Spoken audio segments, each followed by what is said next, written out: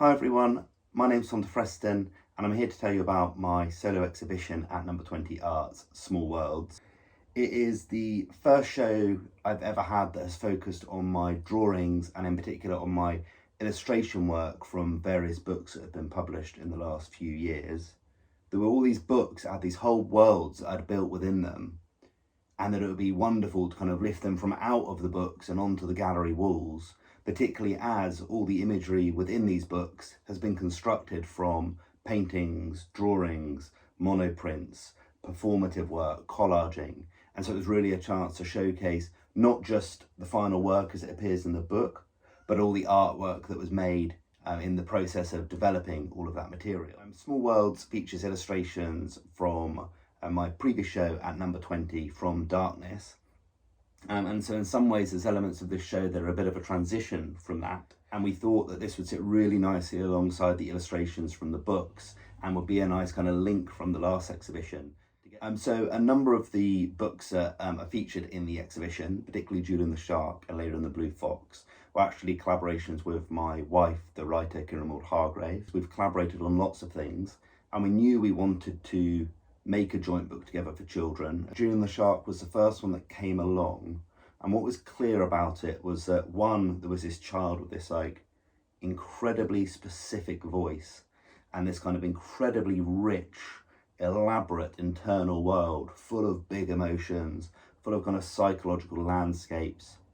And both of us had this light bulb moment where we were like, we need to picture, or I need to picture and illustrate that internal world of hers. And that not just illustrate and re-describe things Kiran has written in the book, but to open up this whole other side of the character.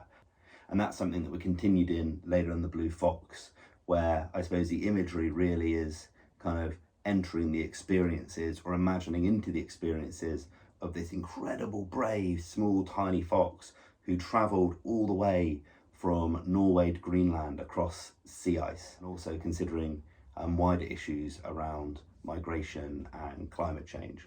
Any of you who came to the From Darkness show will know that I had a fire in my studio where I lost 12 years worth of work, but that from that a huge body of new paintings was made. And alongside this, I was, when making the illustrations for Julian the Shark, I was using the burnt materials and the ash to make these paintings for the book. So I was kind of using fragments, I was trying to make something new from something old.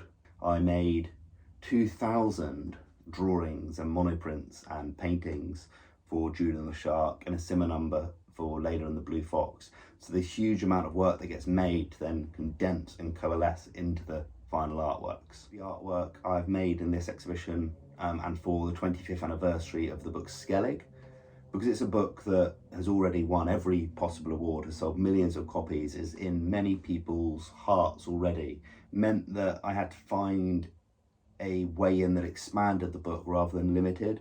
And Skellig is a book where you have this extraordinary winged creature, in part scary, in part mystical. He's dusty, he's light, he's impossible. And I knew that my images had to be suffused with the atmosphere of the book and had to kind of further expand the possibilities and the mysteries as opposed to limiting them down. I began with painting. I began with making these huge numbers of paintings that were covered in feathers, in dust, in the muck and the grime of the garage-like dilapidated space that Skellig is found in.